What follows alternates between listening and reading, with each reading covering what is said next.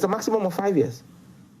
For the most serious crime under the proposal. For any, if you read Section 6, and Section 6 of the bill is where we have stated out what the offenses are in this bill.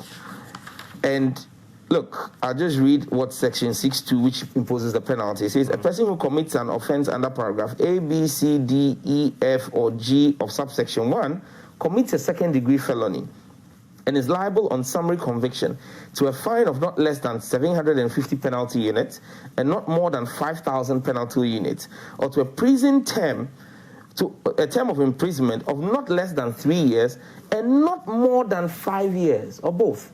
So maximum jail time for any of the offenses which are the acts of homosexuality are maximum of 5 years. And look, we looked at international best practice and looked at our own jurisdiction. If you read from the BBC, 25th of July 2015, 2 Canadian religious leaders whose religious beliefs allow them to engage in polygamy, Mr. Winston Blackmore and his former brother-in-law, James Ola, were jailed each for 5 years on account of polygamy.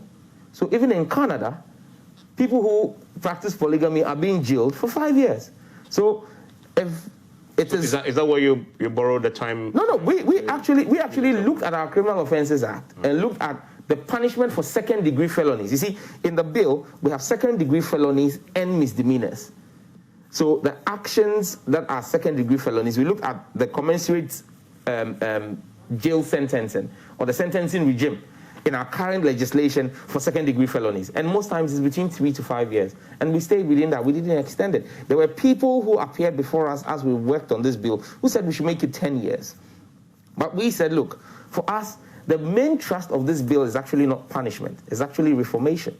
And so even when you have been found guilty and sentenced, there's the opportunity for you to recant and go through a reformative process and be taken out. The law says that if a person recants during prosecution or even after sentencing, that person must be allowed to go through a reformative process as determined by the court. Upon successful completion of the reformative process, you're free to go home.